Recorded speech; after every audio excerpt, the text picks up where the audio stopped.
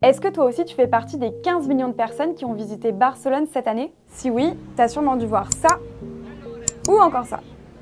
Et t'as aussi dû voir que les Espagnols, ils en ont marre. Et donc ils manifestent régulièrement pour une régulation du tourisme. Mais alors pourquoi le tourisme est vraiment devenu invivable ces dernières années pour les locaux? On est allé leur poser la question. Hay como esta tendencia de que mucha gente está viniendo a vivir aquí, mucha gente extranjera, están subiendo un montón los precios de alquiler y sí que es una cosa que como persona joven que en algún momento voy a tener que vivir y pagarme un alquiler, pues me preocupa un poco. La situación es horrible. Gente, por ejemplo, en Estados Unidos, que el salario es mucho más alto que aquí, vienen aquí y ven los precios y es más bajo que en Estados Unidos y se lo compran. Un pisito de 40 metros cuadrados ya cuesta 1.200 euros. Es horrible.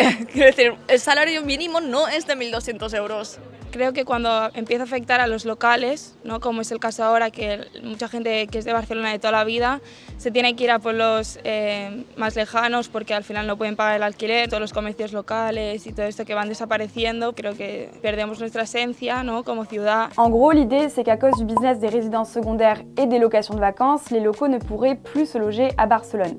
Et ça, pour plusieurs raisons. Déjà, avec la montée des plateformes de location d'appartements de courte durée, le marché des locations à l'année s'est réduit. Du coup, qui dit moins d'offres dit forcément augmentation des prix, car les propriétaires savent très bien qu'ils n'auront pas de mal à trouver preneur, tant les biens sont rares. Et finalement, ceux qui peuvent payer ces sommes, souvent ce ne sont pas les Barcelonais, mais les étrangers. Après, la crise du logement, c'est pas nouveau dans les grandes villes d'Espagne qui manquent cruellement de logements sociaux. Pour tenter de lutter contre ça, la ville de Barcelone a même organisé une loterie du logement pendant le mois de mai. Elle permettait à 238 foyers remplissant des critères sociaux de remporter le droit de louer un appartement à faible coût. Et plus de 11 000 personnes ont participé au tirage au sort. Ce nombre de demandes, il montre bien que cette solution, elle reste insuffisante. Et d'ailleurs, des loteries similaires sont organisées chaque trimestre à Madrid, mais elles ne satisfont que 1% de la demande. Alors pour aller plus loin, le 15 mai dernier, Barcelone a lancé un plan appelé l'Alliance des maires pour le logement, avec l'appui d'une quinzaine d'autres villes européennes. Ensemble, elles ont présenté un plan d'action à 80 milliards d'euros à la Commission européenne,